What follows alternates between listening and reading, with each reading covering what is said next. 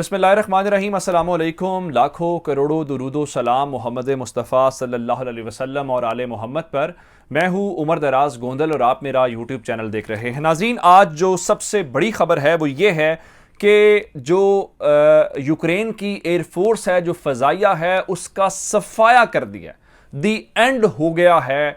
ये कौन कह रहा है? ये रूस ने खुद से माना है कि तमाम तैयारे, तमाम उनके रिसोर्सेस को टारगेट करके खेल तमाम कर दिया गया है। और ये उनका टारगेट नंबर 1 था, जो इनका एयर डिफेंस सिस्टम है उसको तोड़ना। और उसके बाद एक और बात है, अगर अपना एयर डिफेंस सिस्टम टूट जाए तो फिर क्या होता है, फिर मुतबादिल देखा जाता है। तो रशियन डिफेंस मिनिस्ट्री ने इस सिलसिले में भी बता दिया है कि जनाब, हमें अंदाजा है कौन से मुल्क हैं जो उनको एयरफील्ड्स प्रोवाइड कर रहे हैं। आपको याद होगा, जो तैयारे हैं वो सारे के सारे यूरोपीय यूनियन नेटो वाले यूक्रेन के अंदर नहीं आए थे। तो इस सिलसिले में सबसे बड़ी खबर दूसरे नंबर के ऊपर आपके चल के ये बताऊंगा, अभी तक किसी मुल्क की फौज यूक्रेन के अंदर नहीं आई। शहरी जरूर आए हैं, मलेशिया की सूरत में जरूर आए हैं, कॉन्ट्रैक्टर्स की सूरत में जरूर आए हैं। पहला मौका है जहां पे बरतानिया के फौजी, रेगुलर जो फौज है वो यूक्रेन में लड़ने के लिए तैयार है। और ये बहुत बड़ा तसादुम हो सकता है। वो जो आलमी जंग की बातें कहते हैं, खतरे की घंटी आप कहना चाहते हैं, वो हो गया। फिर आपको एक और बात बताऊं, मैंने आपको बताया था कि कीव में दाखिल होना शुरू हो गए हैं रशियंस, और उस खबर की तस्दीक हुई। और इस लम्हे हमारे पास खबर यह है कि कीव के अंदर शेलिंग की गई है, बमबारी की गई है, वहां पे यूक्रेनियों के मारे जाने की इत्तलात है, वो भी आपको बताऊंगा। और उसके अलावा आज ही 34 ऐसे अस्पताल हैं जिसका कंट्रोल जो है वो रशियन फोर्सेस ने संभाल लिया है। और इस तमाम तर सूरत हाल के दौरान 2 अहम राब्ते हैं। आज फ्रेंच प्रेसिडेंट ने और इसराइली वजीर आजम ने दोबारा पुतिन से राब्ता किया है। और इसके अलावा आपको एक और बात जो मैं बताना चाहता हूं कि खार्किव के अंदर एक और न्यूक्लियर रिसर्च फैसिलिटी है जिसके ऊपर बमबारी की गई है। ये तमाम डिटेल्स आपको मिलेंगी। लेकिन अगर आपने अभी तक हमारा चैनल सब्सक्राइब नहीं किया और आप चाहते हैं कि आपको मुस्तनद और बरवक्त खबरें मिलती रहें, तो हमारा चैनल सब्सक्राइब कर लीजिए, बेल आइकन के ऊपर क्लिक कर लीजिए, ताकि हमारी आइंदा आने वाली वीडियोस बर वक्त आप तक पहुंच रहे। सबसे पहले मैं आपको जो शुरू में बताना चाहता हूं, मैंने आपको बताया था कि वो उन्होंने इस तरह से मुख्तलिफ पार्ट्स के अंदर अपनी स्ट्रेटेजी को तब्दील किया हुआ है। मिसाल के तौर पर कि टारगेट नंबर 1 ये है, टारगेट नंबर 2 ये है, टारगेट नंबर 3 ये है। उनका एक मेन था, एक तो एयर स्पेस को रशिया ने डोमिनेट किया हुआ है, जिसकी वजह से आप देखते हैं कि कभी हेलीकॉप्टर गिरने की खबर आती है, कभी कोई तैयारा गिरने की खबर आ जाती है। तो उन्होंने S-300 मैंने आपको बताया मिसाइल डिफेंस सिस्टम कल उड़ाया। उसके बाद इनकी मैंने आपको बताया था कि जो एयर बेस है उसके ऊपर टारगेट हुआ। ये खबरें मैं आपको दे चुका हूं। अब खबर ये है कि जो खुद वो क्लेम कर रहे हैं, जरा आप सुन लें, फिर अगली बात बताता हूं। Almost all Ukrainian aviation fit for combat is destroyed, ministry of defence says. Russian हुकाम ये मान रहे हैं, मैं किसी और मुल्क की नहीं बात कर रहा, बरतानिया अमेरिका नहीं, रूसी ये कह रहे हैं कि हमने यूक्रेन की जो एयरफोर्स है उसका पत्ता साफ कर दिया है, उसका सफाया कर दिया है। उनके तमाम वो तैयारे, उनके तमाम वो रिसोर्सेज जो किसी ना किसी तरीके से कॉम्बैट मिशन के अंदर, यानी लड़ाई इस तरह की चीज के अंदर आ सकते थे, उसको रशिया ने मुकम्मल तौर पे तबाह कर दिया है।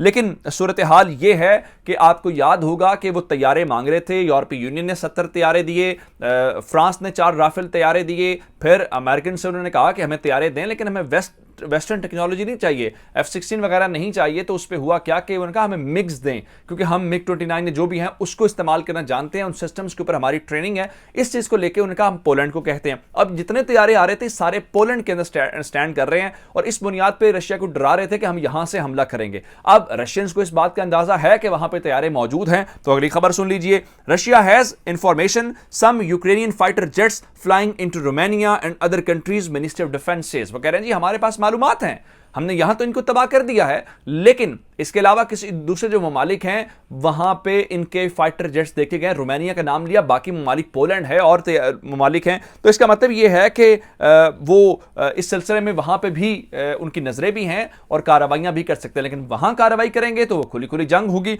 इस बारे में क्या कह रहे हैं? Russia warns against offering airfields to Ukraine. जारी बात है, पोलैंड, अमेरिका, उसके अंदर वो सारे के सारे हैं, वो कह रहे हैं जनाब यहां पे चूंकि एयरपोर्ट को तबाह किया, एयरबेस को तबाह किया, उन तमाम जहां से वो इस्तेमाल कर सकते हैं किसी भी अपनी हंगामी हालत में या जंग के इस्तेमाल के लिए, तो उसके मुतबादिल के तौर पे अगर कोई और मुल्क उनको एयरफील्ड या फैसिलिटी प्रोवाइड कर रहा है तो वो कह रहे हैं कि हम उसको भी, उसके खिलाफ भी कार्रवाई करेंगे और उसको जंग का हिस्सा जो है वो तस्वुर किया जाएगा। इसके अलावा वो यहां तक रुक नहीं रहे, तैयारे तबाह कर दिए हैं, इंफ्रास्ट्रक्चर तबाह कर रहे हैं। उसके अलावा एक और बात है, जब जंगें होती हैं तो जो असलहा साज फैक्ट्रियां होती हैं वो दिन रात काम करती हैं। आप जाएं, आप इसराइल की असलहा साज फैक्ट्रियां देख लीजिए, दुनिया के अंदर जितनी वेपन्स वाली इंडस्ट्रीज हैं उनके इस एसेट्स में इजाफा हुआ है, उनके जो शेयर्स हैं उनमें इजाफा हुआ है, क्योंकि जंग चल रही है, जंग के अंदर असलहा चाहिए होता है। लेकिन अपने मुल्क की जो मिलिट्री इंडस्ट्री होती है वो सबसे ज्यादा काम करती है अपनी दिन रात, क्योंकि जंग के अंदर तो फिर कोई और चीज बाकी रह नहीं जाती। हर मुल्क तैयारी जंग की करता है, जब जंग लग जाए तो फिर जंग में तो लड़ना ही है। जरा सुनिए, Russian defence ministry warns of strikes on Ukrainian military industry facility. मैंने आपको बताया था फौजी छावनी के ऊपर हमला, मैंने आपको बताया था एयरबेस के ऊपर हमला, मैंने आपको बताया था एयरपोर्ट के ऊपर हमला, इस तरह की बहुत सारी। अब वो कह रहे हैं कि वो मिलिट्री इंडस्ट्री जहां से इनके वेपन्स तैयार होते हैं, राइफल्स तैयार होती हैं या दीगर इक्विपमेंट हार्डवेयर इस्तेमाल होता है, वो अब उसके ऊपर हमला करेंगे। पहले लम्हे के ऊपर डिफेंस सिस्टम टूटा, अब जहां से प्रोडक्शन फैसिलिटी है उसको खत्म करने जा रहे हैं। अब इस सिलसिले में जिस तरह आज इन्होंने एयरपोर्ट का खात्मा किया, उसी तरह से high precision long range weapons, जिसका मतलब यह है कि उनके पास मिसाइल्स हैं, वो मिसाइल्स मारेंगे और मिसाइल्स मार के इस सारी सूरत हाल को वो तबाह कर सकते हैं। मैं आपको बताऊं कि इस वक्त जो न्यूक्लियर उनके एसेट्स हैं, उनको फैसिलिटीज को लेकर रूस हर सूरत या तबाह करना चाहता है या उसका कंट्रोल संभालना चाहता है। उसकी मिसाल में ये जो आपने देखा ना कि उनके एयरफोर्स के बाद जो है सॉरी खार्किव के अंदर न्यूक्लियर रिसर्च सेंटर था, एक इंस्टीट्यूट था, उसके ऊपर बमबारी करके उसका भी सफाया कर दिया गया है। और इसके अलावा इस वक्त जो ऑरिकेव के अंदर शदीद लड़ाई है, शेलिंग हो रही है और जो आम शहरी हैं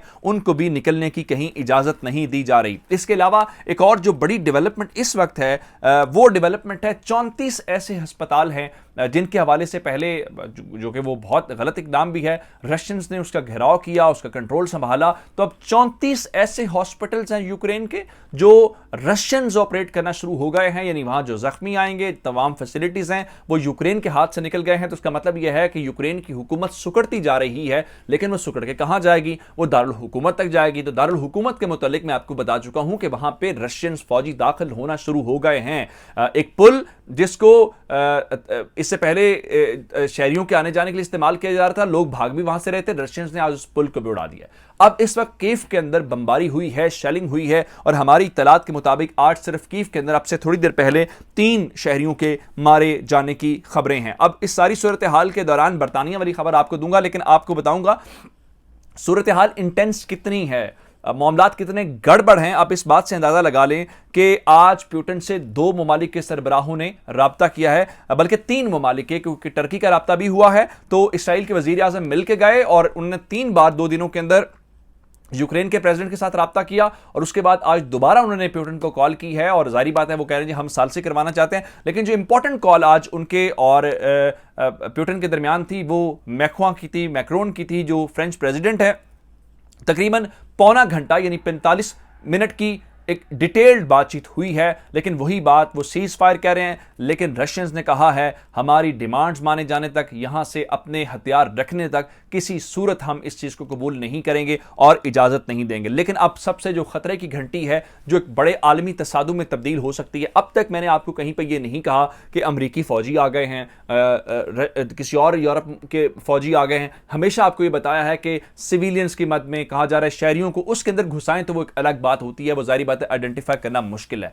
लेकिन अब खबर यह है कि बरतानिया इस जंग के अंदर सबसे बड़ी एक वो जज्बाती मंजर भी नजर उसका आ रहा है और वो ज्यादा धमकियां देते हुए भी नजर आ रहे हैं। तो अब बरतानवी फौज जो है वो यूक्रेन के अंदर अपने जो फुट्स हैं वो ग्राउंड के ऊपर रखने के लिए बिल्कुल तैयार हैं, और यहां पे यूक्रेनी फौज के साथ मिलकर रशियंस के खिलाफ लड़ने के लिए सिग्नल दे रहे हैं। और ये मेरी खबर नहीं है, ये मेरा खदशा नहीं है, बरतानवी जो चीफ ऑफ जनरल स्टाफ हैं, उनकी जो आला कमान है, उनको ये खदशा है कि उनके रेगुलर हाजिर सर्विस फौजी जो हैं वो यूक्रेन जाने के लिए तैयार हैं, वहां पे लड़ सकते हैं। और अगर उनमें से कोई पकड़ा गया, उन्होंने कहा है कि अगर कोई जाए तो पुलिस को बताओ और गैर कानूनी होगा।